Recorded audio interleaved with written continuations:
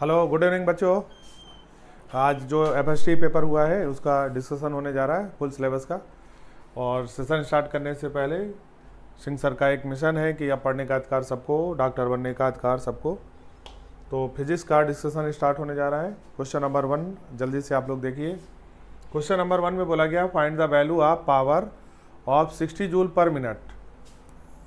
60 joule पर minute को question में पावर दिया है 60 जूल पर मिनट को, और इसको कन्वर्ट करना है एक दूसरे सिस्टम में जिसमें मास है 100 ग्राम, लेंथ है 100 सेंटीमीटर और टाइम को 1 मिनट रखना है।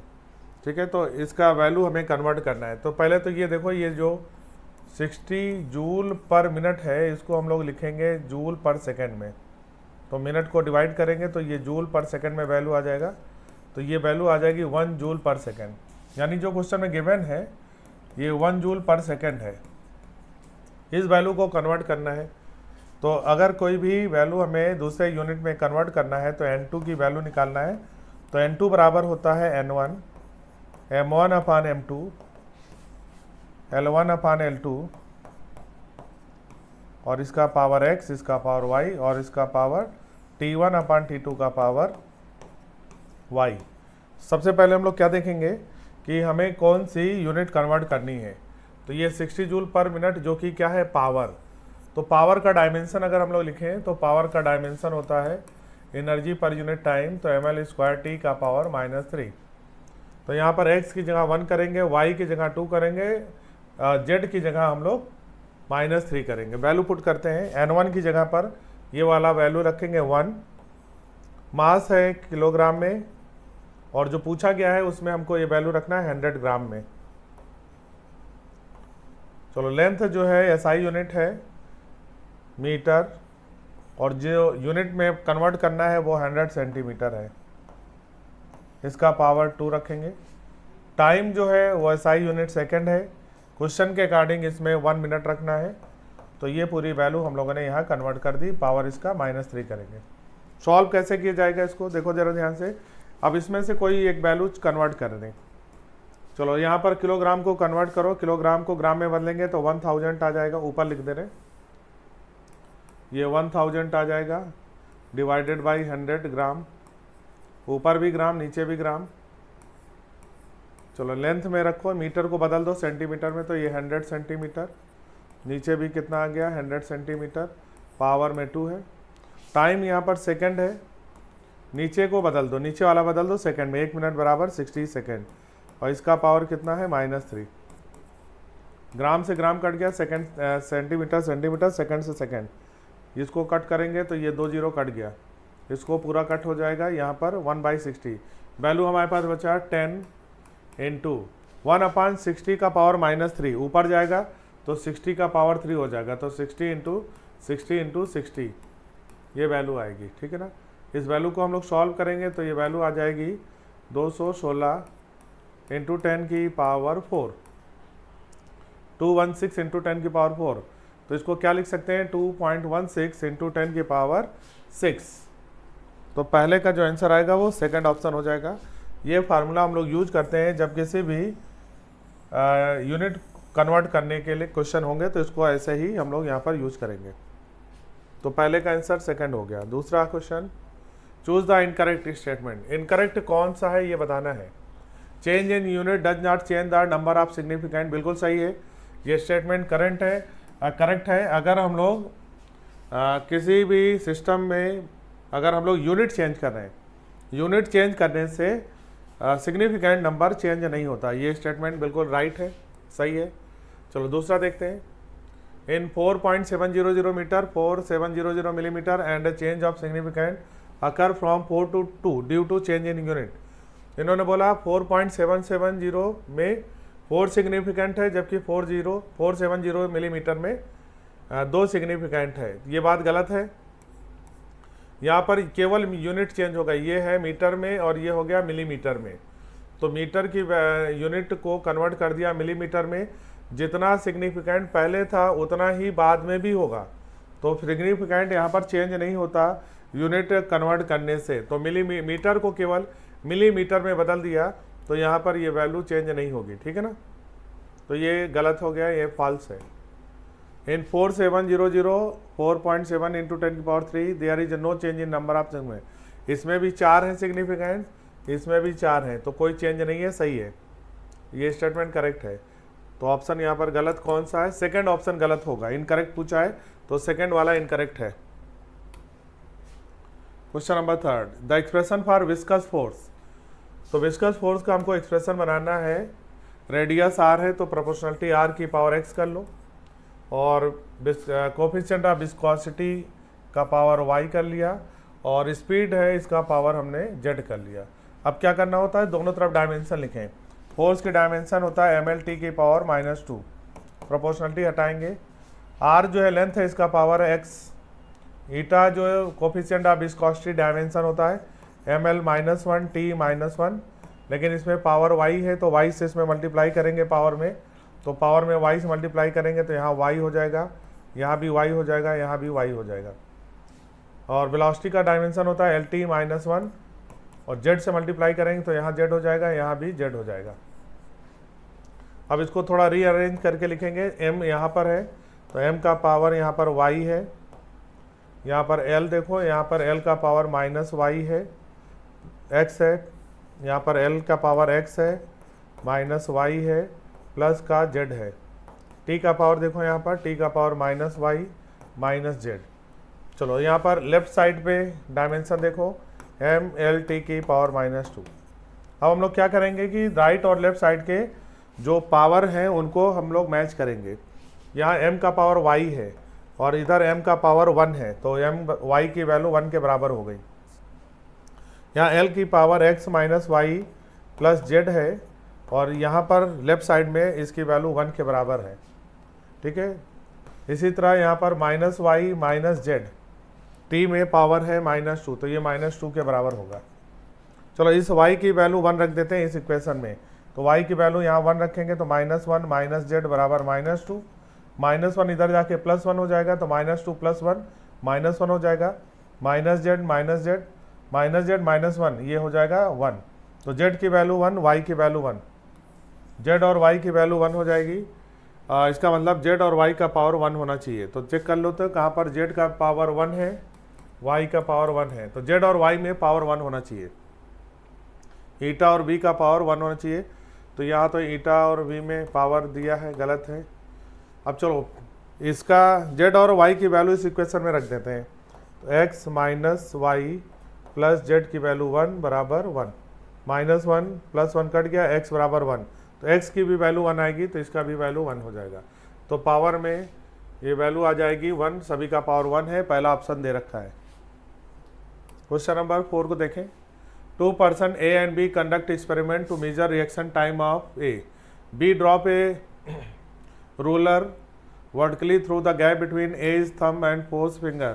क्वेश्चन में देखो एक यहाँ से गिराया जा रहा है u बराबर 0 से, और इसको ये कैच करेगा, यहाँ पर ये कैच करेगा, ये डिस्टेंस है कितना, क्वेश्चन में दिया है 21 सेंटीमीटर, यहाँ पर ये कैच करेगा, तो क्वेश्चन में रिएक्शन टाइम बताना है, तो टाइम की वैल्यू क्या होगी, तो समय बराबर ये वाला इक्वेशन लगाएंगे, u² t बराबर h बराबर ut + ½ zt², तो टाइम का वैल्यू निकालेंगे √2h/g। चलो यहाँ से वैल्यू रख देते हैं 2, h की वैल्यू यहाँ पर है 21 सेंटीमीटर, मीटर में 0.21, और g की वैल्यू 9.8 रखेंगे, तो ये वैल्यू लगभग आ जाएगी हमारी, लगभग 0.2 सेकेंड के करीब आएगा, है ना, तो आंसर जो इसका आएगा वो पहला आ जाएगा 0.2 सेकेंड, ठीक है। अगला करते हैं question number 5, particle moves in a straight line, it can be accelerated. Particle को कैसे एक्सीलरेट कर सकते हैं, ठीक है ना, एक्सीलरेट का मतलब हुआ उसकी वेलोसिटी या स्पीड को चेंज करना, तो पहला ऑप्शन है if its speed changes by keeping its direction. तो आपको मालूम है वेलोसिटी की जो डायरेक्शन या वेक्टर क्वांटिटी है ना वेलोसिटी, तो वेलोसिटी को चेंज करेंगे तो एक्सेलरेशन होगा, चेंज इन वेलोसिटी कहलाएगा, rate of change in velocity कहलाता है एक्सेलरेशन। तो वेलोसिटी में चेंज हम लोग दो तरीके से कर सकते हैं, या तो उसके मैग्नीट्यूड को चेंज करें या तो उसके डायरेक्शन को चेंज करें या दोनों चेंज करें।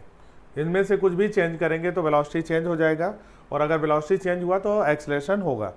तो पहला ऑप्शन है speed changes by keeping its direction same. Speed change का मतलब मैग्नीट्यूड चेंज करेंगे तो वेलोसिटी या चेंज हो जाएगी, चेंज हो जाएगा तो एक्सेलरेशन होगा।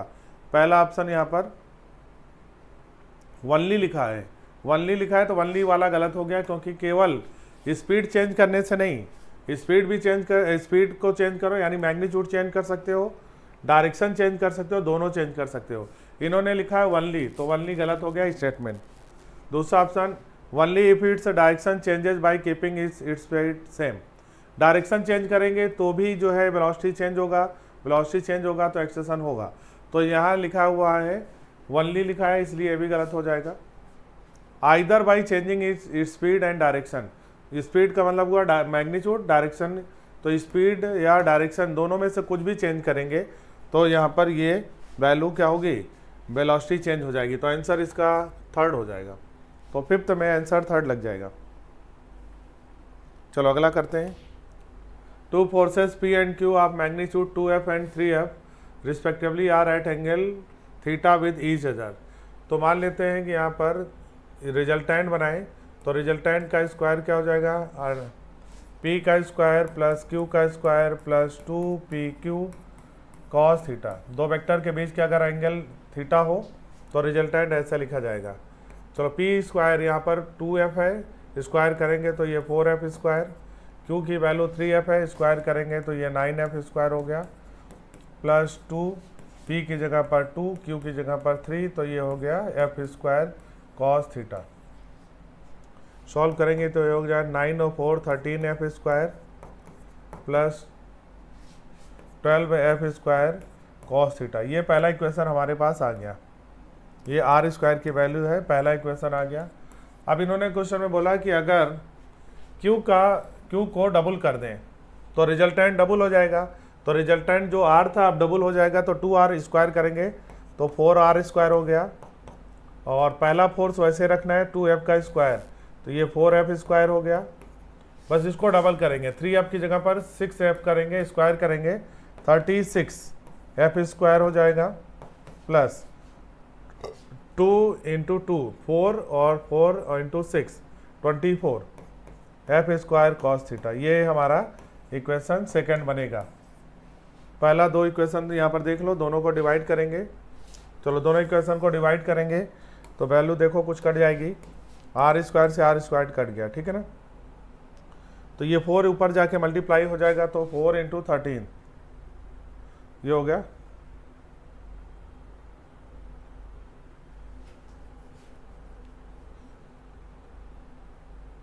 ये 52 हो गया, 52F स्क्वायर प्लस 12 से मल्टीप्लाई करेंगे 48F स्क्वायर कॉस थीटा किसके बराबर हो जाएगा, इक्वल टू, नीचे कितना है 4 और 36, 40F square plus 24F square cos theta.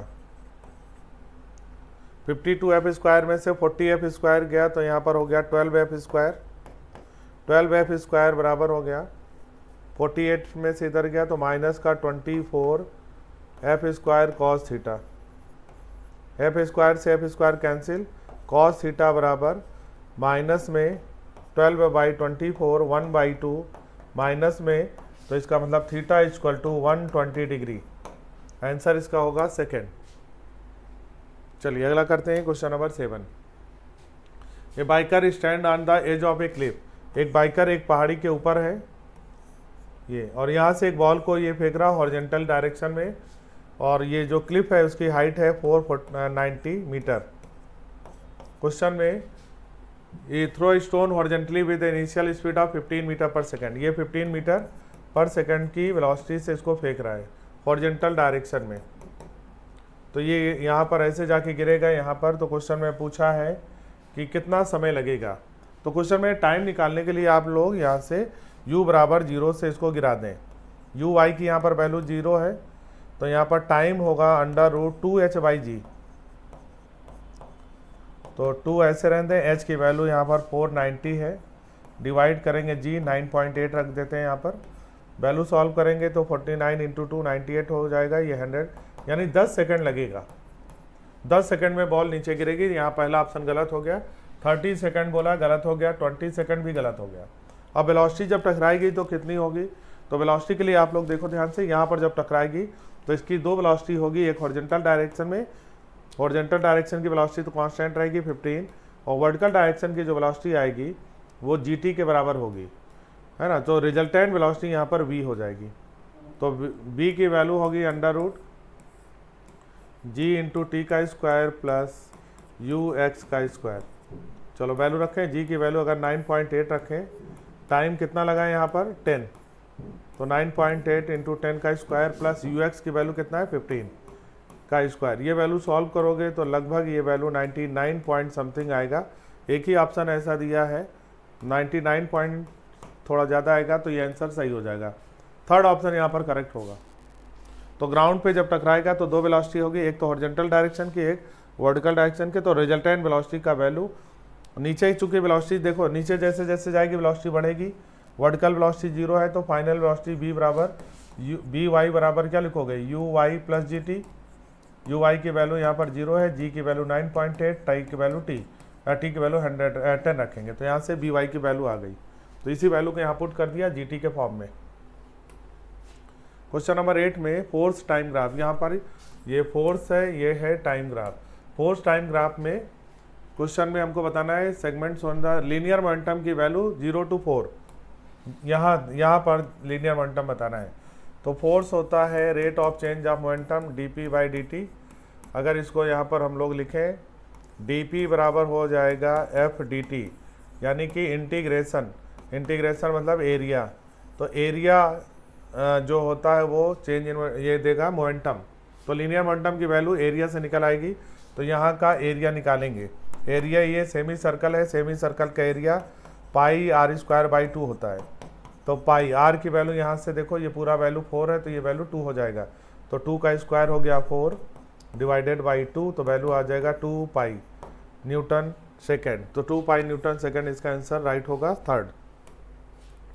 Question number 9, which of the following statement is incorrect when a person walk on A rough surface. कौन सा स्टेटमेंट इनकरेक्ट है जब कोई पर्सन रफ सरफेस पे वॉक करता है। तो देखो रफ सरफेस पे जब चलेगा तो हम लोग अपना जो पैर है या फोर्स लगाते हैं वो अर्थ पे लगाते हैं, और अर्थ हमें रिएक्शन फोर्स हमारे ऊपर लगाता है। तो हम लोग एक्शन लगाते हैं, अर्थ हमारे पे रिएक्शन फोर्स लगाएगा, और रिएक्शन फोर्स आता है ड्यू टू फ्रिक्शन। तो the friction force exerted by surface stop him from moving. Stop लिखा है तो ये तो गलत है, पहला ही स्टेटमेंट गलत हो गया। The force which the person exert on the floor keep him moving, ये बात सही है। The reaction of the force which the person exert on the floor keep him moving, ये भी सही है। तो गलत पहला ही हो जाएगा, तो पहला आंसर गलत है। Question number 10, position dependent force. यहाँ पर फोर्स दे रखा है F की वैल्यू, और वर्क डन बताना है। तो वर्क डन बराबर होता है F dx, integration of F dx। Work done की वैल्यू उन्होंने बोला है y जूल है, तो ये y जूल के बराबर है वर्क डन। चलो वैल्यू निकालें, y की वैल्यू निकालना है, इंटीग्रेशन करना है फ्रॉम 0 to 5। फोर्स है 3x square minus 2x plus 7, और इसको इंटीग्रेट करेंगे 0 से 5 और विद रिस्पेक्ट टू x।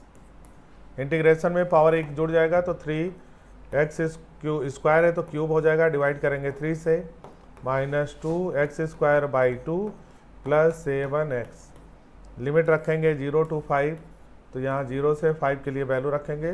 3 से 3 कट गया, 2 से 2 कट गया, तो हमारे पास x का वैल्यू 5 रखेंगे। तो 5 का क्यूब 125 माइनस 5 का square 25 plus 7 into 5, value solve करेंगे तो ये 100 प्लस 35 135 जूल। तो y की वैल्यू 135 जूल, पहला ऑप्शन करेक्ट होगा। अगला करते हैं question number 11, force which is inversely proportional to the speed. Question में force inversely proportional to speed है।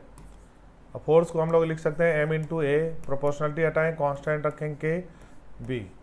देखो ध्यान से m, a को हम लोग लिख सकते हैं db बाई dt बराबर हो गया k बाई v। v को इधर ले आए तो m वी डी वी बराबर हो गया के डी टी, इंटीग्रेशन दोनों तरफ लगा दें तो ये हो गया m b square by two बराबर हुआ k t. M b square by two को हम लोग बोलेंगे काइनेटिक एनर्जी, तो kinetic energy proportional to time, तो k directly proportional to time, answer होगा थर्ड। क्वेश्चन नंबर 12 को देखें। The ratio of spring constant up to spring is 2:3। What is the ratio of potential energy if they stretched by same force. तो potential energy बराबर होता है 1/2, force same है तो formula F square by के लगाएंगे। चलो पोटेंशियल एनर्जी का रेशियो निकालना है, F1/F2 बराबर हो गया √K2/K1, K2/K1, अंडर रूट नहीं, केवल K2/K1। चलो यहाँ पर स्प्रिंग कांस्टेंट का रेशियो दे रखा है 2:3, तो ये वैल्यू हो जाएगा 3:2, आंसर हो जाएगा हमारा सेकेंड ऑप्शन इसका राइट आंसर हो जाएगा 3:2। ठीक है, तो क्वेश्चन नंबर 12 में वैल्यू आएगा हमारा 3:2, उल्टा हो जाएगा। चलिए अगला करते हैं question number 13। When a body is falling from a certain height from the surface of earth, then एक बॉडी जो कि किसी हाइट से अर्थ के सरफेस पे गिर रही है, यहाँ पर अर्थ का सरफेस पे गिर रही है, इट्स काइनेटिक एनर्जी डिक्रीजेस। देखो जैसे यहाँ u बराबर 0 छोड़ी जा रही, तो इसके वेलोसिटी धीरे धीरे क्या होगी, वेलोसिटी यहाँ पर बढ़ेगी, तो वेलोसिटी बढ़ेगी तो काइनेटिक एनर्जी बढ़ेगी। तो यहाँ डिक्रीज लिखा है, डिक्रीज नहीं होना चाहिए, इंक्रीज होना चाहिए, इंक्रीज करेगी, तो पहला ऑप्शन गलत। इट्स पोटेंशियल एनर्जी इंक्रीज, जैसे जैसे हाइट कम होगी पोटेंशियल एनर्जी mgh होती है, पोटेंशियल एनर्जी डिक्रीज करेगी, यहाँ पर बोला इंक्रीज होगा तो ये गलत है, डिक्रीज होगा।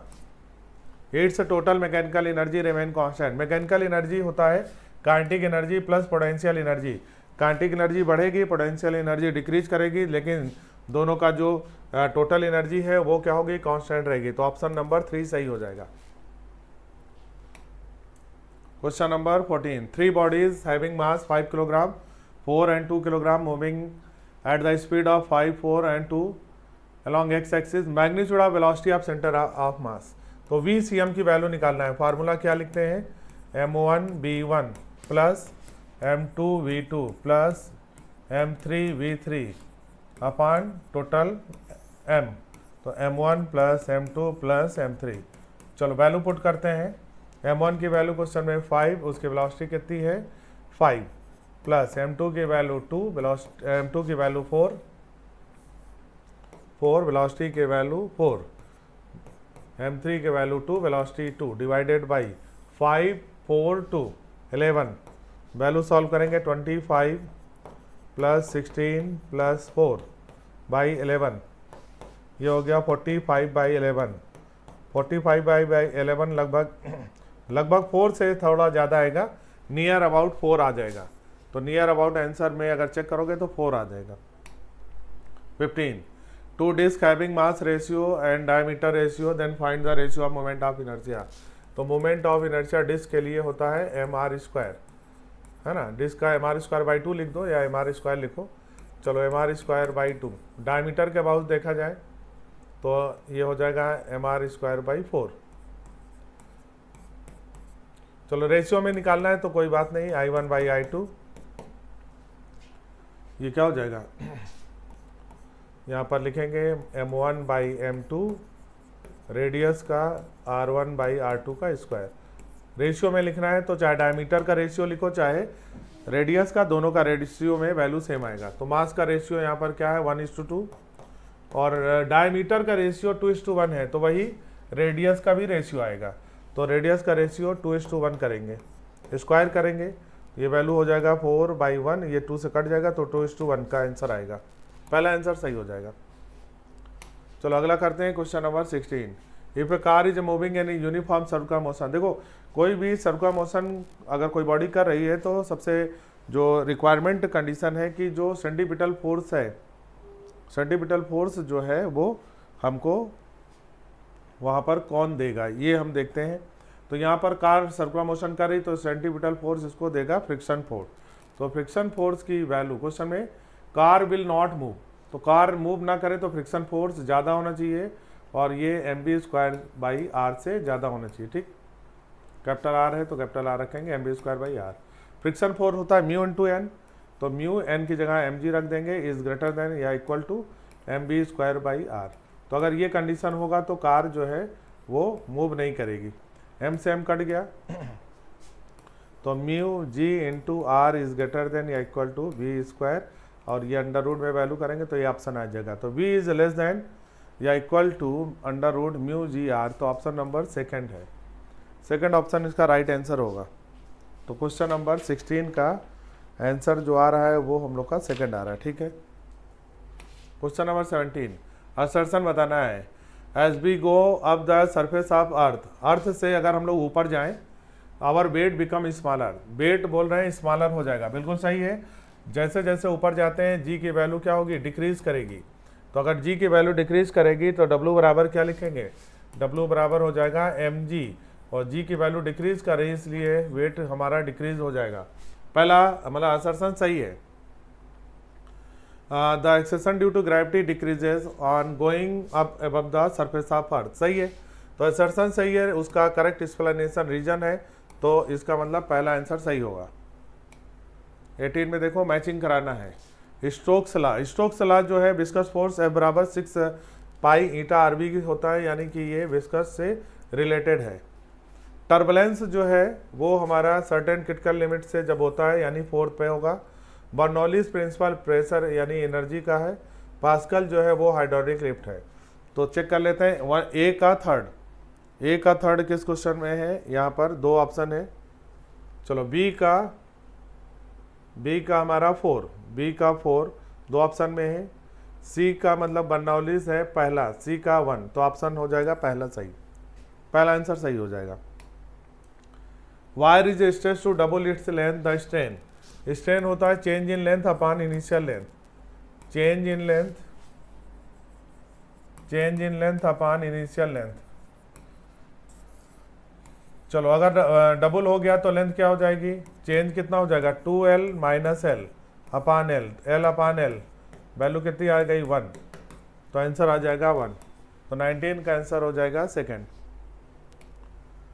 Question number 20, the value of coefficient of volume expansion of glycerine दिया है। फ्रैक्शनल चेंज इन डेंसिटी, तो फ्रैक्शनल चेंज इन डेंसिटी को हम लोग अगर चेंज इन डेंसिटी बराबर लिखें तो ये फार्मूला हमारा होता है। फ्रैक्शनल चेंज में बदलें तो ये हो गया हमारा फ्रैक्शनल चेंज बराबर gamma into delta T. Gamma की वैल्यू क्वेश्चन में 5 × 10⁻⁻⁴ है, और जो टी की वैल्यू है क्वेश्चन में वो दिया है हमें 40 डिग्री, तो 40 से मल्टीप्लाई करेंगे तो ये हो गया 200 × 10⁻⁻⁴, यानी 2 × 10⁻⁻2, मतलब कि 0.02, option number second. 21, the rate of loss of heat depends on, तो rate of loss of heat कब होगा, जब हमारा टेम्परेचर और इन्वायरमेंट के टेम्परेचर में डिफरेंस होगा तो हीट लॉस होगा। तो sum of temperature of body and its surrounding, तो ये गलत है, सम नहीं, डिफरेंस होना चाहिए। The difference in the temperature of body and its surrounding, इसी को बोलेंगे rate of loss of heat, second option सही होगा।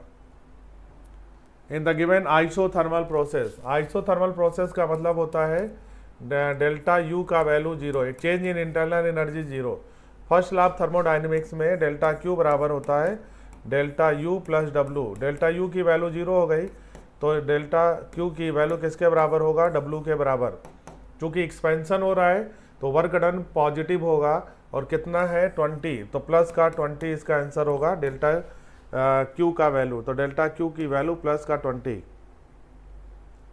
23 देखें, in collision of molecule of ideal gas में जो मालिक्यूल का कोलिजन होता है आपको मालूम है इसमें किसी टाइप का लॉस नहीं होता है ना, तो लॉस नहीं होगा यानी total kinetic energy and total momentum remain conserve होगा। तो काइनेटिक एनर्जी और टोटल, चूँकि जो कोलिजन होता है वो कैसा हो जाएगा इलास्टिक, और इलास्टिक कोलिजन में टोटल काइनेटिक एनर्जी और मोमेंटम कंजर्व रहता है।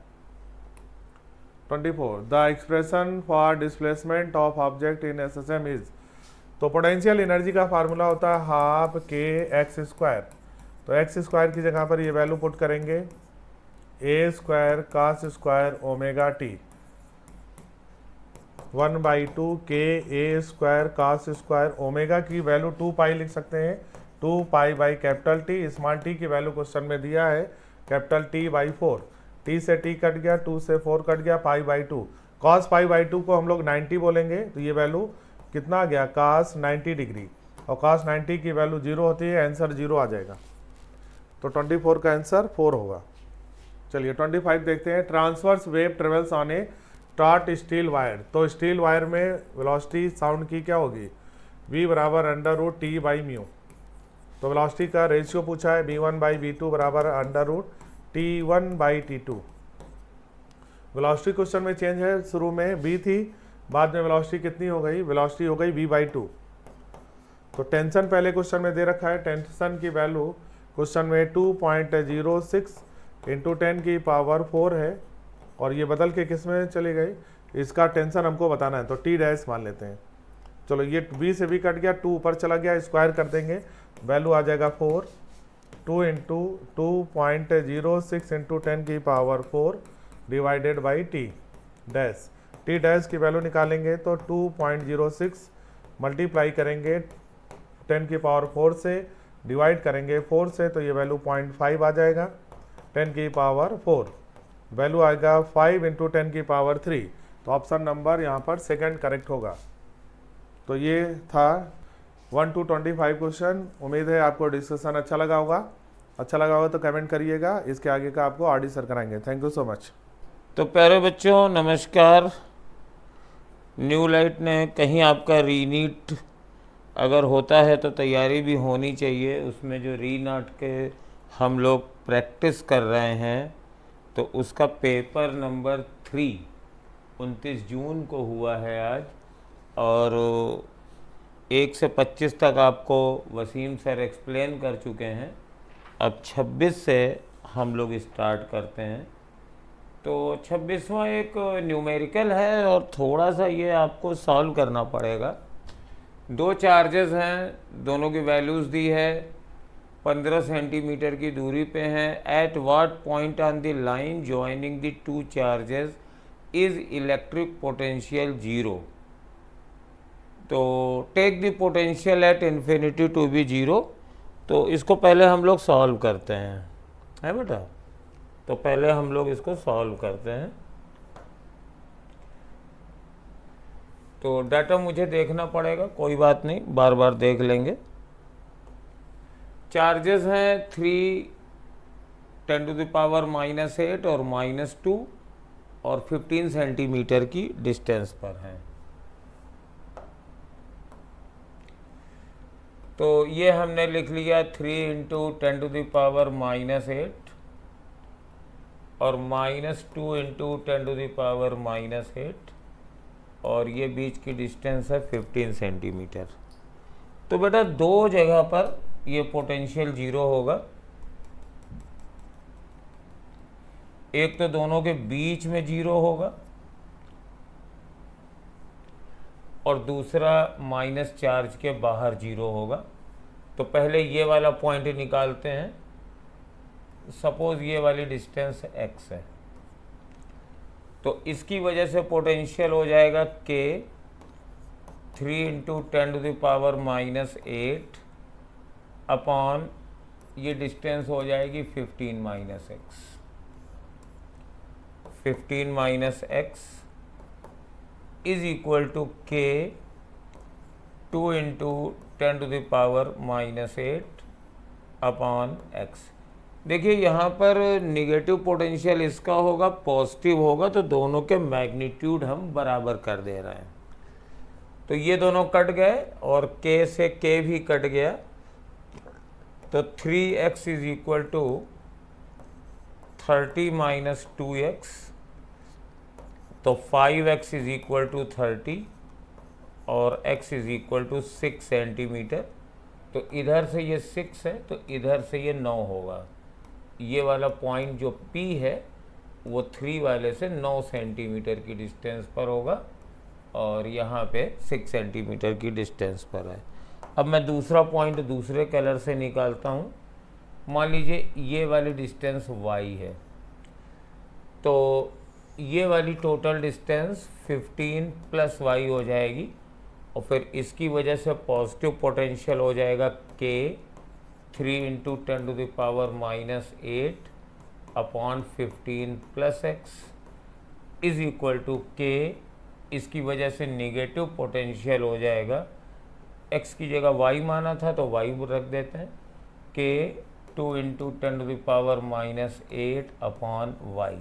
फिर k से k और 10⁻⁻8 कट गया तो 3y बराबर 30 प्लस 2y आ गया और y बराबर 30 सेंटीमीटर आ गया।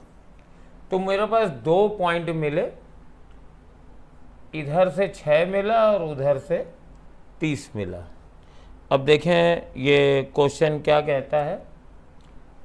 ये 2 पॉइंट हैं, ये 3 है, ये -2 है, एक पॉइंट इधर से 6 है और इधर से 30 है। Electric potential is 0 at 5 centimetre away from the positive charges on the side of the negative charge. तो पॉजिटिव चार्ज ये वाला है, तो ये 9 और 45 है, तो 5 और ये दोनों तो नहीं है, तो ये ऑप्शन गलत हो गया। और पॉजिटिव चार्ज 9 और 45, हाँ तो पॉजिटिव चार्ज से ये डिस्टेंस 9 है, यहाँ पोटेंशियल 0 था और यहाँ पे 45 है, 15 प्लस 30 45। तो ये सेकंड वाला ऑप्शन बेटा इसका सही है। और ये फिर 10 हो गया है और ये 9 और 30 है, तो ये सेकंड आंसर इसका सही होगा 26 का। बढ़िया क्वेश्चन था, एक न्यूमेरिकल था, उस पे 4 ऑप्शन बनाए गए थे। The electrostatic potential at a point with position vector r due to a point dipole of dipole moment p placed at the origin। तो ये तो बेटा फार्मूला है एक्चुअली, ये थर्ड वाला इसका, ये थर्ड ये फार्मूला है 27 का 3, ये नहीं फार्मूला, डॉट होता है, ये है ये। और क्या होता है, पूछ कहाँ रहे हैं, यहाँ आर पे पूछ रहे हैं। ये देखिए हम आपको फार्मूला लिख देते हैं, आपको क्या याद है, वी, ये मान लीजिए डाइपोल मोमेंट है पी, तो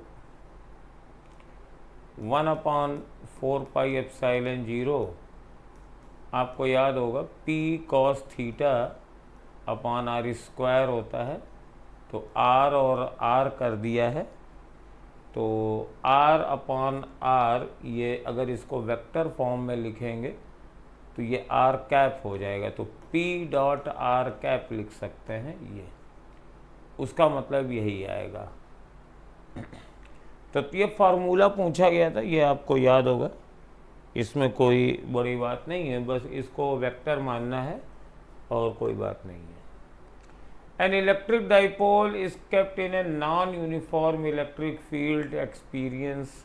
तो अगर हम स्पेशल कंडीशन की बात छोड़ दें तो यूनिफॉर्म इलेक्ट्रिक फील्ड में ओनली फोर्स लगता है,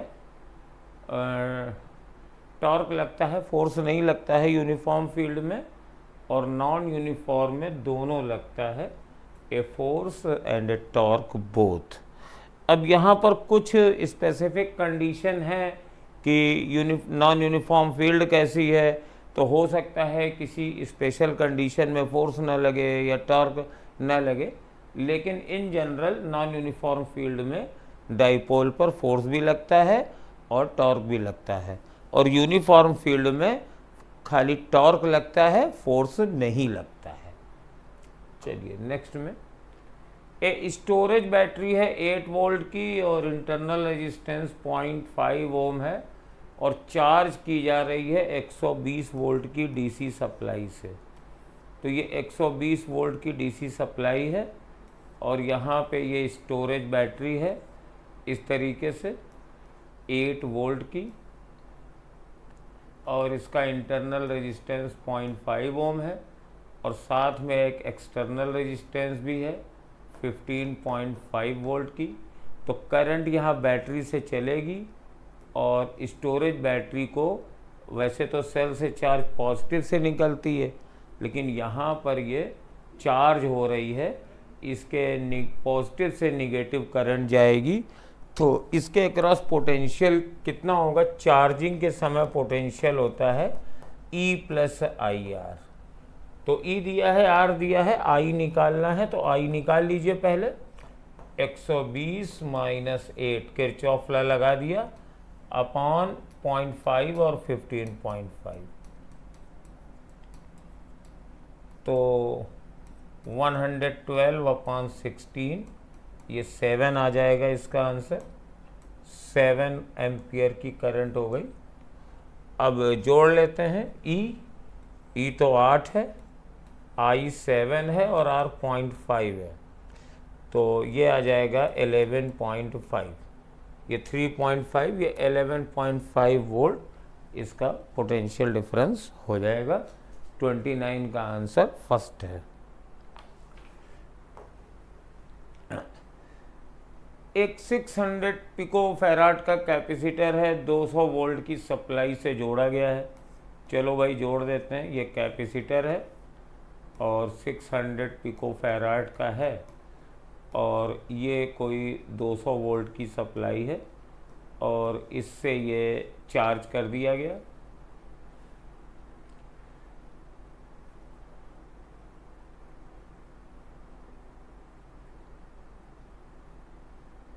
इसके बाद इसको डिस्कनेक्ट भी कर दिया गया है, मतलब ये जब चार्ज हो गया तो ये डिस्कनेक्ट हो गया।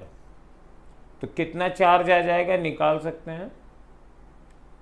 Q बराबर 600 पिको फैराड और इंटू 200 वोल्ट।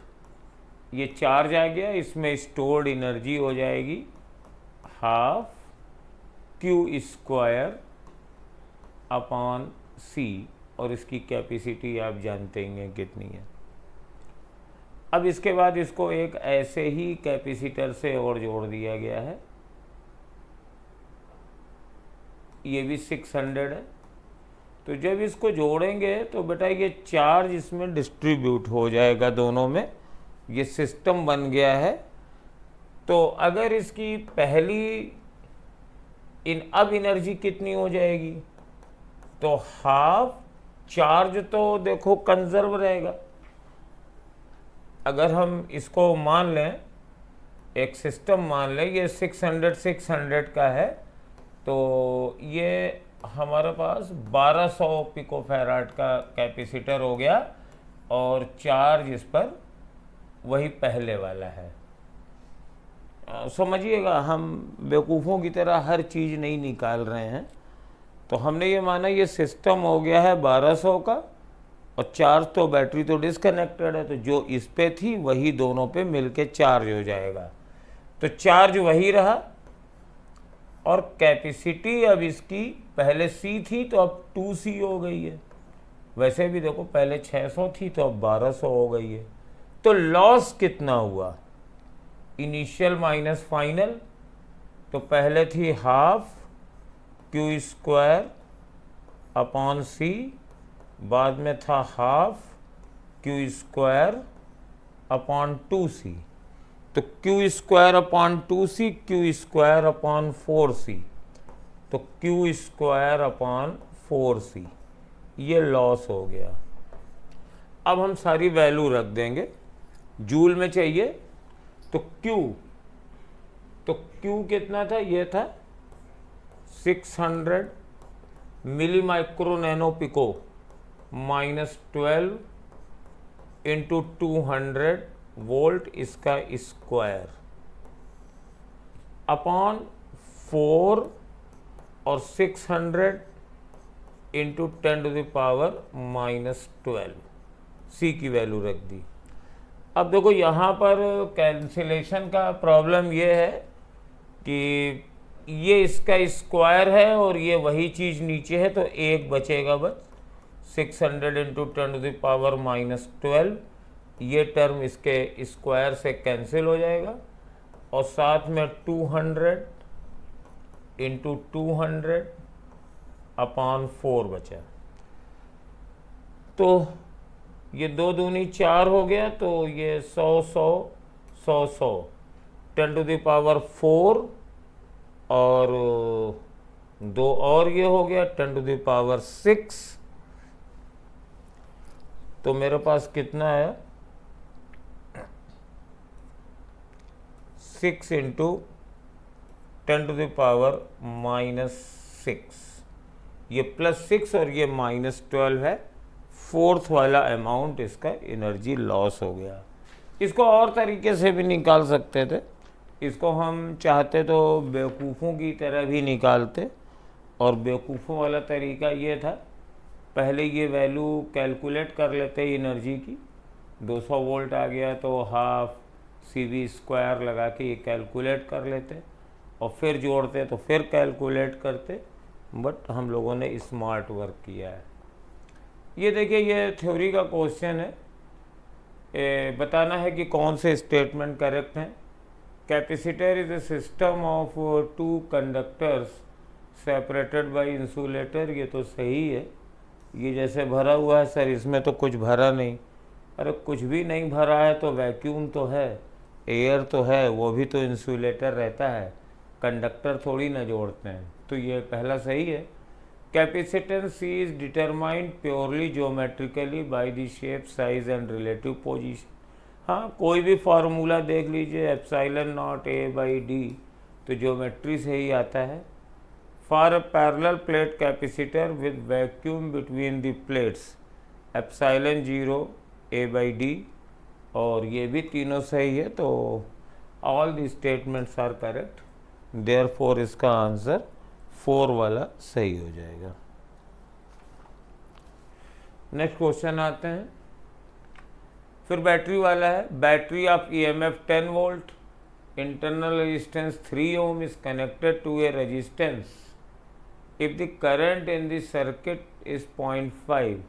तो जोड़ दो भाई, ये बैटरी है 10 वोल्ट की और इसका इंटरनल रेजिस्टेंस 3 ओम है, और इसके बाद एक रेजिस्टेंस भी जोड़ा गया है जिसकी वैल्यू नहीं दी गई है, लेकिन सर्किट में करंट दी है 0.5 एम्पियर की।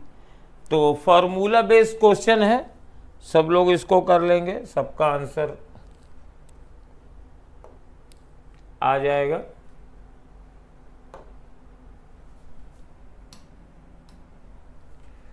तो I बराबर E/R+R लगा देते हैं। तो I है 0.5, E है 10 और ये R+3 है। तो R+3 बराबर 10/0.5, तो ये हो जाता है 20। तो R बराबर 20 - 3 यानी 17 ओम आ गया। ठीक भाई, आगे बढ़ें, चलो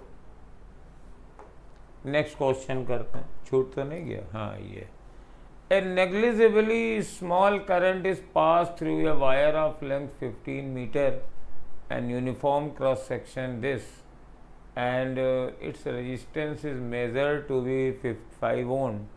what is the resistivity of the material? तो फार्मूला है R = ρL/A। तो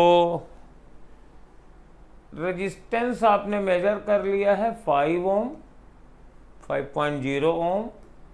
रेजिस्टिविटी रो निकालने की तमन्ना है।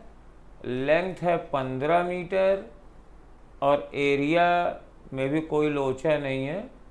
6 × 10⁻⁻7, सभी चीज़ें प्रॉपर यूनिट में भी हैं। तो रो निकाल लीजिए, 5 × 6 = 30, तो ये 2 आ गया। 2 × 10⁻⁻7 ओम मीटर, आंसर इसका आ जाएगा ये सेकंड वाला। तो वेरी इजी क्वेश्चन। नेक्स्ट देखिए, if the electron drift speed is so small and the electron's charge is small, जाहिर है आप जानते हैं इलेक्ट्रॉन की ड्रिफ्ट स्पीड बहुत कम होती है और चार्ज भी स्मॉलेस्ट होता है।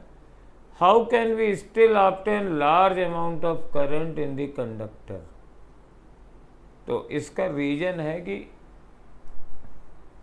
इलेक्ट्रॉन नंबर डेंसिटी बहुत ज़्यादा है। ये इसका सही आंसर है 34 का। मतलब छोटा ही चार्ज है, चल भी धीमे रहा है, बट मूव करने वाले इलेक्ट्रॉनों का नंबर बहुत ज़्यादा है। और आप जानते ही हैं कि कंडक्टर में इलेक्ट्रॉन का अमाउंट फ्री इलेक्ट्रॉन का बहुत ज़्यादा है। तो large current is due to very large number of electrons per unit volume का होना है। ओके, नेक्स्ट क्वेश्चन पे आते हैं। What is the radius of path of electron? और मैग्नेटिक फील्ड दिया है और परपेंडिकुलर टू इट है। तो रेडियस होती है बेटा परपेंडिकुलर अगर है वेलोसिटी मैग्नेटिक फील्ड के, तो mv/qb आपको कैलकुलेट करना है। तो 9 × 10⁻31 और वेलोसिटी है 3 × 10⁻7 और चार्ज आप जानते हैं 1.6 × 10⁻19 और मैग्नेटिक फील्ड दी गई है 6 × 10⁻4 6 × 10⁻4। तो पहले पावर से ही निपट लेते हैं। तो ये 19 और 4 23 और 23 और 7 30 हो गया और ये 10⁻31 है। तो 10⁻1। अब ये 9 और 3 है, तो 9 × 3 = 27 बटे 1.6 × 6। अब यहाँ से हम इसको हटाते हैं 270 और इसको काट देते हैं 3 से। तो 3 दूनी 6 और 3 9 27, तो ये आ जाएगा 90। तो 10⁻1 निपटा दिया। ये 9/32 आ रहा है।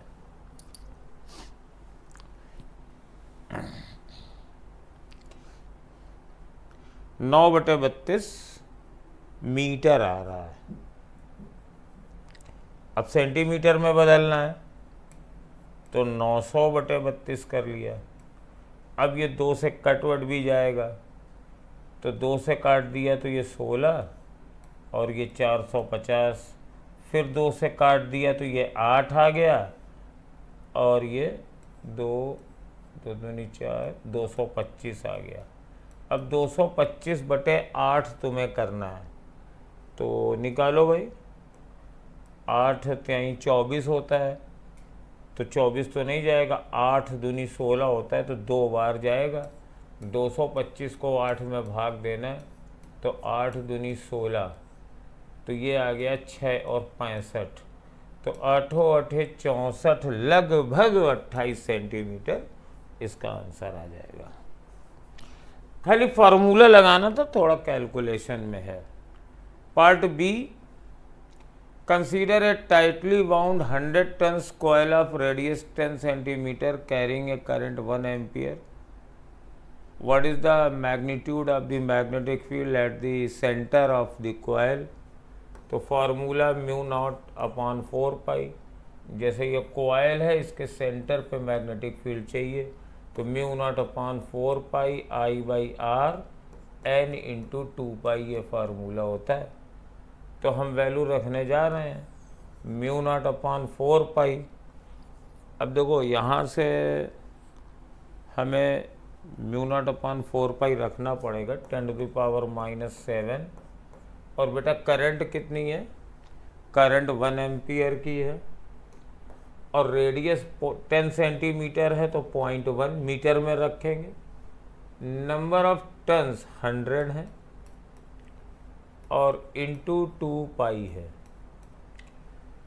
तो पाई होता है 3.14 और इंट का दोगुना 6.28। तो 6.28 सिर्फ इसी में आ रहा है, यही आना चाहिए, लेकिन मिला लेते हैं ये 0.1 है तो ऊपर 1000 होगा, 10⁻⁻4 टेस्ला। ठीक है, आइए नेक्स्ट क्वेश्चन में आइए। ए शॉर्ट बार मैग्नेट, अब ये मैग्नेट पे क्वेश्चन है। ए short bar magnet placed with the axis at 30 degree with a uniform external magnetic field of 0.25 Tesla. तो ये यूनिफॉर्म मैग्नेटिक फील्ड है 0.25 टेस्ला की, और एक बार मैग्नेट इस तरीके से रखा है 30 डिग्री पर।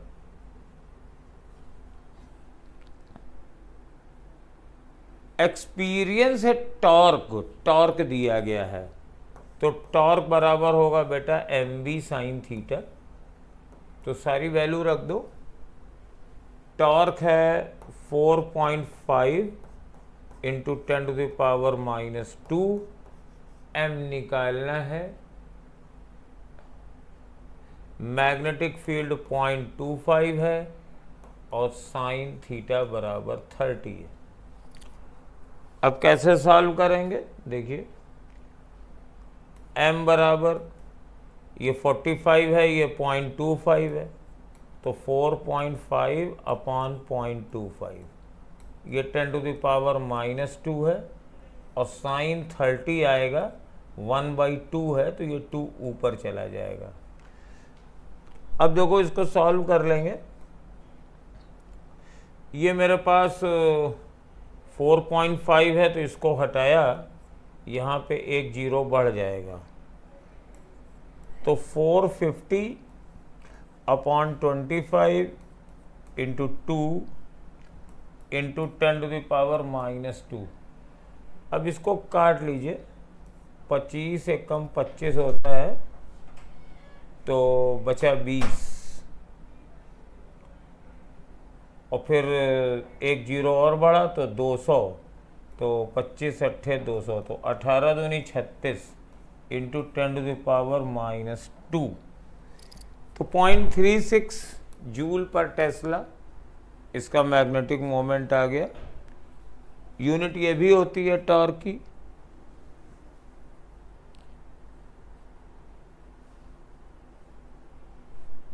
मैग्नेटिक मोमेंट की।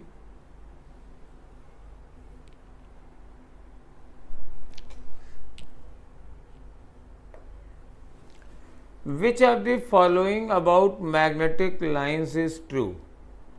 तो याद करिए डिफरेंट सिस्टम्स मैग्नेट वाले, और उसमें देखिए कि कौन मैच कर रहे हैं। The magnetic field lines of a magnet from continuous close loop, सही है। जैसे ये बार मैग्नेट है, नॉर्थ से निकलती है और अंदर ये पूरी जाती है, क्लोज लूप्स होते हैं। Tangent to the field at a given point represent the direction of the net magnetic field, very good, सही है। The larger the number of field lines crossing unit area stronger, ये भी सही है। तो इसका फोर्थ ऑप्शन हम लोग करेंगे, इसके चारों ऑप्शन सही हैं।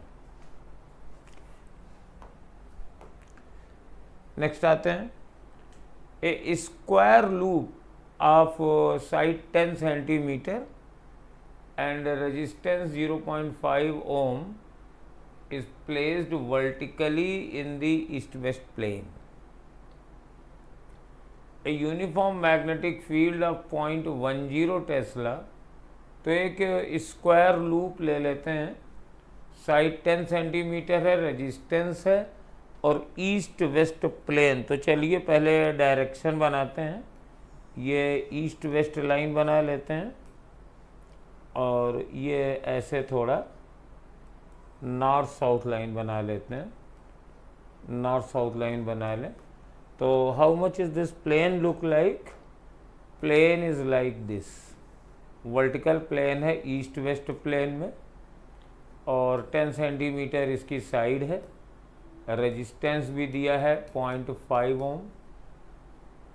यूनिफॉर्म मैग्नेटिक फील्ड आप 0.10 टेस्ला, तो बी दिया हुआ है 0.1, और नॉर्थ ईस्ट डायरेक्शन में है। तो अब सोचो बेटा, ये इधर ईस्ट है, इधर वेस्ट है, प्लेन ये है, और फील्ड इधर नॉर्थ ईस्ट लाइन में है। तो नॉर्थ ईस्ट का मतलब होता है कि ये जो मैग्नेटिक इस प्लेन की डायरेक्शन है इसकी, ये तो जे डायरेक्शन है और मैग्नेटिक फील्ड की डायरेक्शन नॉर्थ ईस्ट है। तो नॉर्थ ईस्ट कैसी होगी, इधर 45 डिग्री पे होगी, ये 45 डिग्री हो गया। Magnetic field is decrease to 0 in 0.70 second at a steady rate, determine the induced EMF and current. तो इंड्यूस्ड ईएमएफ कैसे निकलेगा, E बराबर minus d phi by d t, और रेट नहीं दिया है तो minus delta phi by delta t. तो पहले फ्लक्स कितना था, पहले था बी ए कॉस थीटा और बाद में तो जीरो है, बाद में तो ये जीरो है। तो ये हमने इसको कर दिया और टाइम है 0.70। आप कहेंगे सर चेंज होता है फाइनल माइनस इनिशियल, तो चलिए भाई माइनस लगाए रखिए, पहले बाद में जीरो है और पहले भी ये कॉस थीटा था, अपॉन डेल्टा टी कर दिया। तो ये आ गया B A cos theta upon delta T. अब मैं सबकी वैल्यू रख दूंगा, बी की वैल्यू है 0.1 और साइड है 10 सेंटीमीटर, मीटर में रखनी है तो 0.1 इंटू 0.1, तो 0.1 इंटू 0.1 ये एरिया हो गया। और cos 45 है, B A cos theta, theta 45 है, मैग्नेटिक मोमेंट और उसके एरिया पर खींचे गए परपेंडिकुलर के बीच में हमारे पास ये 1/√2 है और ये टाइम 0.7 सेकेंड है। तो कैलकुलेट कर लीजिए भाई, ये 10⁻³ हो गया है और ये 0.7 है और ये √2 है। तो √2 से ऊपर नीचे मल्टीप्लाई करते हैं तो नीचे 0.7 इंटू 2 हो गया, √2 ऊपर गया और √2 2 हो गया और 2 इंटू 7 इज 14 यानी 1.4। तो 10⁻³ ये 1.4 और √2 की वैल्यू जानते हैं 1.414, तो लगभग उड़ा दीजिए, ये आंसर 10⁻³ वोल्ट है, यानी लगभग 1 मिली वोल्ट हो गया। तो या तो ये रहेगा या ये रहेगा। अब हम जरा करंट निकाल लें, तो I बराबर EMF 1 मिली वोल्ट है और रेजिस्टेंस 0.5 ओम है, तो करंट भैया 2 मिली एम्पियर हो जाएगी, यानी यही वाला सही है जो हमने ऐसे ही लगा दिया था। हो सकता है 3 आती तो फोर्थ होता है, लेकिन 2 आ रहा है तो सेकंड ऑप्शन ही 39 का सही है। तो इजी क्वेश्चन था, कोई कठिन वाला नहीं था। अब चलिए 40वां क्वेश्चन करते हैं।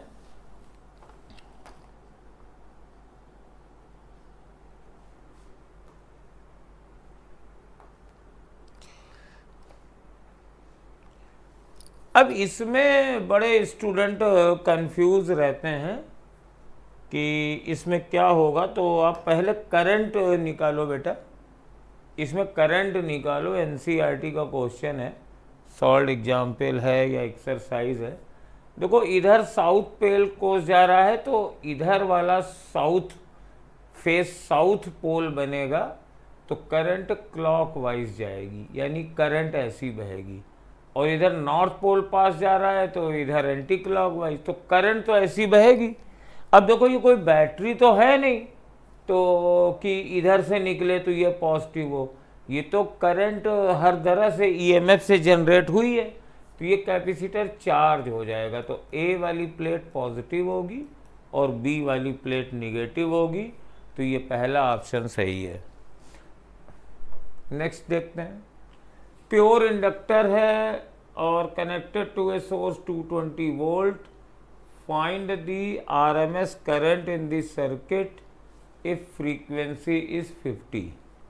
तो आई आर एम एस हो जाएगा ERMS ये 220 वोल्ट दिया हुआ है अपॉन XL।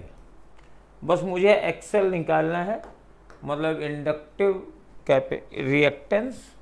तो ये होता है 2 पाई F इंटू L। अब वैल्यू रख दो 2 पाई, तो पाई ये 50 है और ये है 25 मिली हेनरी, यानी 25 इंटू 10⁻³ मल्टीप्लाई करिए भाई, 25 दूना 50,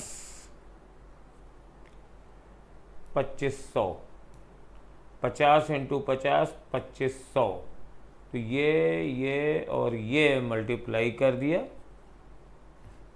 और इंटू 10⁻³ इंटू पाई।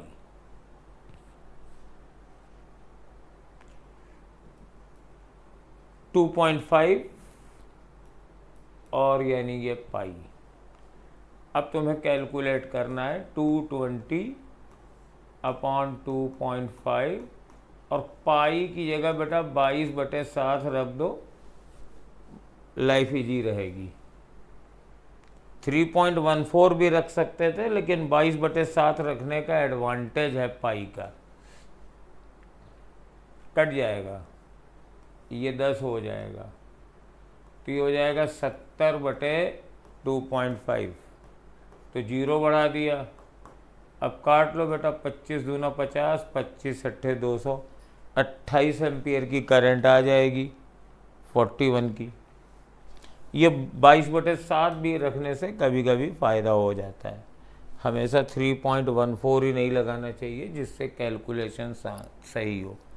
अब amplitude of magnetic field part of A harmonic electromagnetic wave is B0 है। What is the amplitude of electric field? तो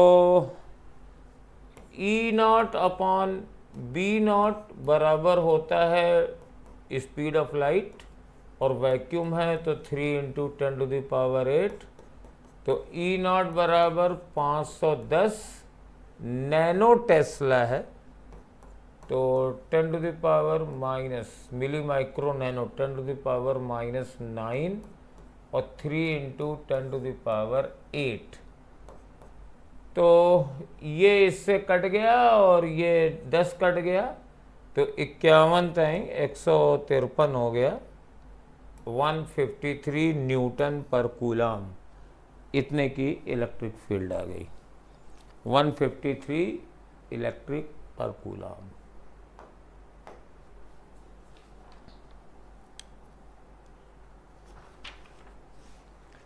ये थोड़ा सा लंबा क्वेश्चन है, लेकिन हम इसको जल्दी कर लेंगे हम लोग।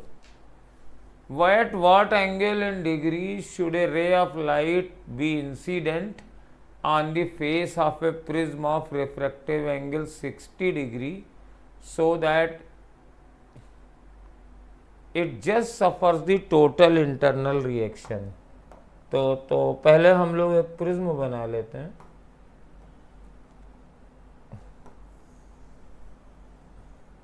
ये हम लोगों ने प्रिज्म बना लिया और इसको हम फिल भी कर देंगे,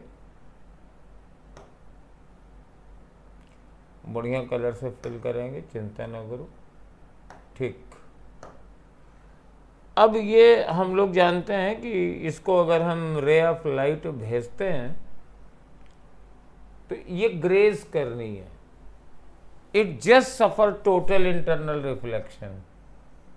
तो लाइट रे ऐसे जानी चाहिए, यहाँ पे हम नॉर्मल खींचते हैं और यहाँ पे तब ये वाला एंगल जो होगा ये बेटा C के बराबर होगा। मैं इसको ब्लैक से लिख दे रहा हूँ जिससे कि दिखे, ये एंगल C के बराबर होना चाहिए, और ये वाला एंगल तो 90 है क्योंकि ये नॉर्मल है। इसी को कहते हैं just total internal reflection, rays graze करती गई। और इसके बाद बेटा फिर ये वाली रेज यहाँ पे भी नॉर्मल खींचेंगे और ये आई इसको निकालना है। अब देखो ये वाला एंगल कितना होगा, ये वाला एंगल A माइनस सी होगा। तो ये जो इतने सारे डाटा दिए हैं ना, ये इसलिए दिए गए हैं कि वो लोग सोच रहे थे कि सब आप लोग कैलकुलेट करोगे, पहले C निकालोगे, फिर ये 60 डिग्री का है तो फिर ये निकालोगे। लेकिन हम लोगों के पास एक फार्मूला होता है, उससे जल्दी से ये निकल आएगा। साइन IL जिस एंगल के लिए यहाँ टोटल इंटरनल रिफ्लेक्शन होता है वो होता है under root mu square minus 1 sine A minus cos A। Formula याद कर लीजिए, और म्यू की वैल्यू इन्होंने दी होगी। रिफ्रैक्टिव इंडेक्स 1.524 है, तो 1.524 का स्क्वायर माइनस 1 और sine 60 under root 3/2 minus cos 60 1/2। और इससे मुझे ये कैलकुलेशन करना है। कैलकुलेशन ऑफ कोर्स थोड़ा सा लंबा है, लेकिन इसको कर लेंगे, कोई दिक्कत नहीं है। मोटा मोटा करेंगे, इसको छोड़ देंगे। 1.5 से ही चलते हैं। तो 15 का स्क्वायर होता है बेटा 225। तो ये हो गया अंडर रूट 2.25 माइनस 1 और अंडर रूट 3 हो गया 1.7/2 माइनस 1/2। तो ये हो जाएगा अंडर रूट 1.25 इंटू 1.7/2। अब 1.25 का स्क्वायर रूट कितना लें? 1.21 का होता है 11, तो ये थोड़ा सा ज़्यादा हो जाएगा, तो इसको लगभग हम 1.1 ही मान लेते हैं। ये माइनस हाफ तो है, और 1.7/2। अब इसको कैलकुलेट, और माइनस 1/2। अब देखो मल्टीप्लाई करते हैं, 17 एकम 17 और 7 आया, 1 हासिल गया, फिर 17 एकम 17, 1 18, तो 1.872 माइनस 1/2। तो ये आ जाएगा 1.87 माइनस 1/2, तो 0.87/2, तो ये आ गया 0.4 और 3। तो साइन IL की वैल्यू कैलकुलेट करने में टाइम लगा। इस क्वेश्चन को सेक्शन बी में इसीलिए रखा गया है। साइन IL जो फार्मूला हमने लगाया वो 0.43 आया। अब देखो कहीं आ रहा है भाई साइन 43, साइन 19 तो 0.32 आ रहा है, और साइन 30 0.496 आ रहा है। तो यही नियरेस्ट है ना, तो आप आंसर 30 डिग्री दे सकते हैं।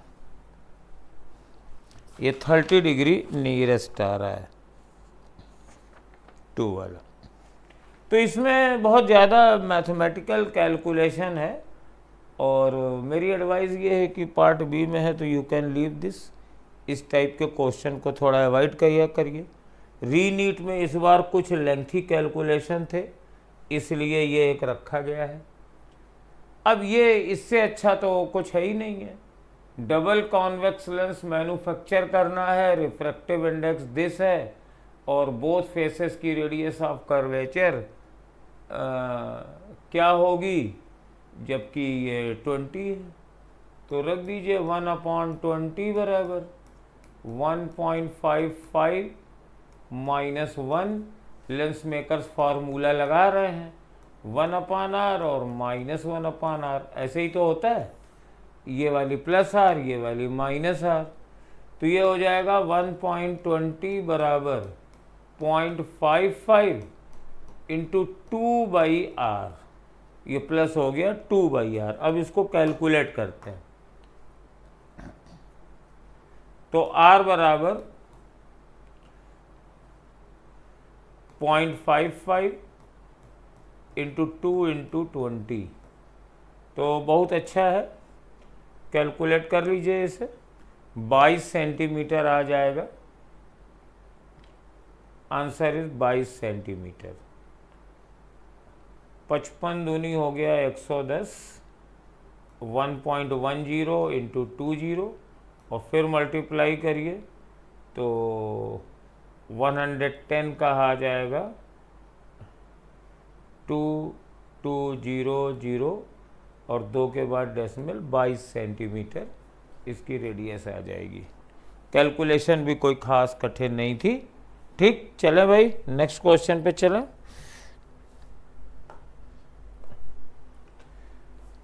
कौन सा था? 44 छूट तो नहीं गया? ठीक है 44। In a Young double slit experiment slits are separated by 0.8 mm। तो मतलब स्मॉल डी बराबर है 0.28 into 10⁻³ metre. Screen is placed 1.4 metre away, तो डी है 1.4 metre. Distance between the central bright fringe and fourth bright fringe is measured by 1.2 centimetre. तो central bright fringe से fourth bright fringe की जो distance है वो, ये सेंट्रल है, फर्स्ट सेकेंड थर्ड फोर्थ, तो ये वाली डिस्टेंस होती है D lambda by D into 4 और ये वाली डिस्टेंस आ गई है 1.2 सेंटीमीटर। तो हम इसको बदल लेते हैं मीटर में, -2, बाकी हम वैल्यू रख देंगे, लैम्डा निकालना है। तो why should I change colour, कोई ज़रूरत नहीं है। तो 4 और डी की वैल्यू है 1.4, लैम्डा हमें निकालना है, स्मॉल डी है 0.28 इंटू 10⁻³ बराबर 1.2 इंटू 10⁻²। अब इसको कैलकुलेट अगर करेंगे तो कितना आएगा आंसर, आप लोग खुद कैलकुलेट कर सकते हैं। और ये आंसर आएगा मेरे पास 600 नैनोमीटर आएगा। मिला के देख लीजिए, कोई बहुत कठिन नहीं है। इसको 4 से डिवाइड कर दीजिए, देखिए हम निकाल भी देते हैं। हालांकि आंसर मैंने देख लिया है 4, और इसको काटेंगे तो 0.07 आ जाएगा और 10⁻³ है ही है। तो लैम्डा बराबर 1.2 इंटू 10⁻²,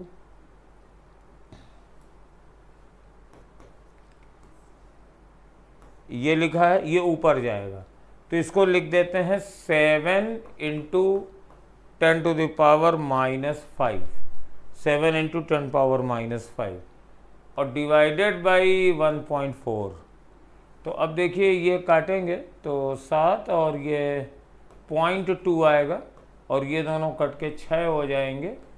तो ये 6 इंटू 10⁻⁻7 मीटर आया और आंसर नैनोमीटर में है। तो यहाँ 2 जीरो बढ़ा दो, यहाँ -2 और बढ़ा दो, तो ये -9 आ जाएगा, 600 नैनोमीटर हो गया। अब ये वाला question, light of frequency incident on metal surface electrons with maximum speed this, what is the threshold frequency. तो फार्मूला लगा लेते हैं इसमें। हमारे पास थ्रेशोल्ड फ्रीक्वेंसी मान लिया न्यू 0 है, तो हम पहले फार्मूला होता है maximum kinetic energy photo electric equation का, h new minus h new not, work function ये है। तो आप रखें, आपको ये थ्रेशोल्ड फ्रीक्वेंसी निकालनी है। तो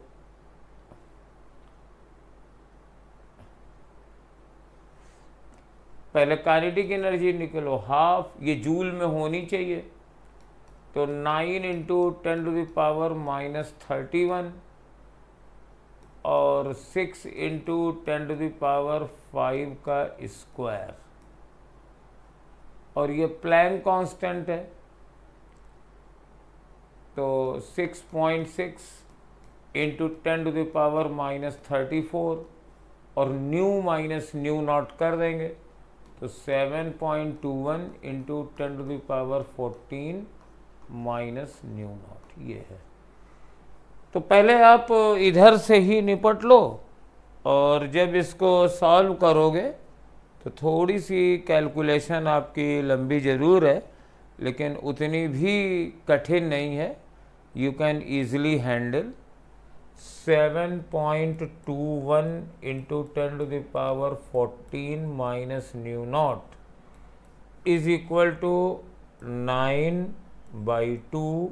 ये मैंने 9/2 लिखा, ये 36 लिखेंगे, 36 10⁻10 ये है और ये है 10⁻−31 ये बचा हुआ था और नीचे लाएंगे तो 6.6 इंटू 10⁻−34 है।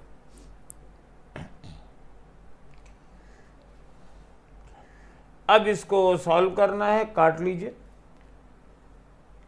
ये -34 है, ये ऊपर जाएगा तो काट लो, 3 से काट दो, 3 3 का 9 और ये 2.2 हो जाएगा। तो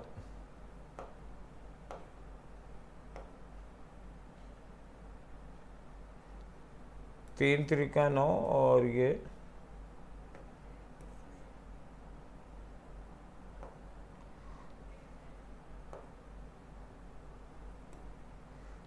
2.2 तो 36 3 गुणे 36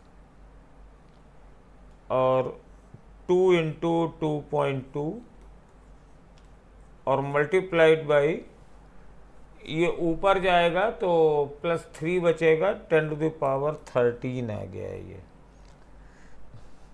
इसको काट लीजिए, ये 18 हो जाएगा, ये हटा दीजिए, ये 0 बढ़ जाएगा। तो बहरहाल ये आप कर सकते हो। तो ये बन गया 18 दूनी 36 अपॉन 22 इंटू 10⁻14। 2 से काट दीजिए, ये 18 हो गया, ये 11 हो गया। तो अब हमारे पास आ गया 7.21 इंटू 10⁻14 माइनस न्यू 0 बराबर 18/11। तो 18/11 कितना होगा? 11 एक कम 11 जाएगा और बचेगा 7 पॉइंट लगाएंगे तो ये 1.6 जाएगा। तो लगभग ये 10⁻14 आएगा। तो ये इधर जाएगा तो 7.2 में से 1.6 माइनस कर दीजिए। तो इससे ये आंसर जब माइनस करेंगे तो 7.2 में से 1.6 तो लगभग 6.73 कितना आता है करके देखिए ज़रा। 46 का 4.73 इसमें से ये माइनस करना है तो ये थोड़ा और ज़्यादा जाएगा। अगर और ज़्यादा ले जाते तो आ जाएगा ये। तो ये हमारे पास 4.73 इंटू 10⁻14 आ जाएगा। Hydrogen atom initially the ground level absorb a photon which excite it to the n बराबर 4। तो ग्राउंड लेवल में एनर्जी थी -13.6 और n बराबर 4 पे एनर्जी आपको याद होनी चाहिए, पिछले में बताई थी, -3.4 फिर -1.51 और -0.85। तो ये और वेवलेंथ निकालनी है हमें। तो जब एनर्जी डिफरेंस निकाल लेंगे तो hc/λ कर देंगे, या आप ऐसे भी कर सकते हो 1/λ बराबर r और ये रख दो 1/1² -1/4², इससे भी कर सकते हैं। तो 1/λ बराबर r और ये 1 - 1/4 16 बराबर 15/16। तो लैम्डा बराबर 16/15 इंटू आर। अब आप आर की वैल्यू रख के इसको कैलकुलेट कर सकते हो। आर की वैल्यू कितनी होती है जानते हैं ना? आर की वैल्यू होती है हमारे पास, ये लगभग एक काम और भी कर सकते हैं कि 1/r को भी कर सकते हैं। तो ये वैल्यू मेरे पास आ जाएगी 972 एंगस्ट्रॉम।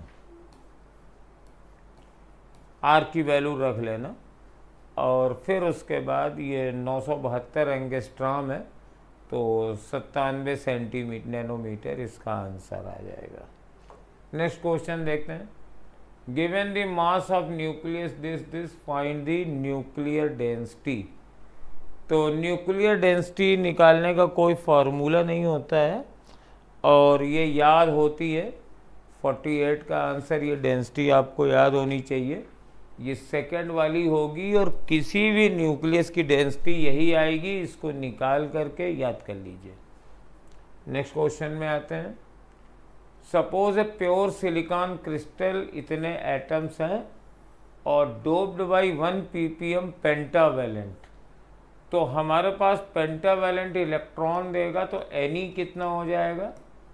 5 × 10⁻28 अपॉन 10⁻6 यानी 5 × 10⁻22।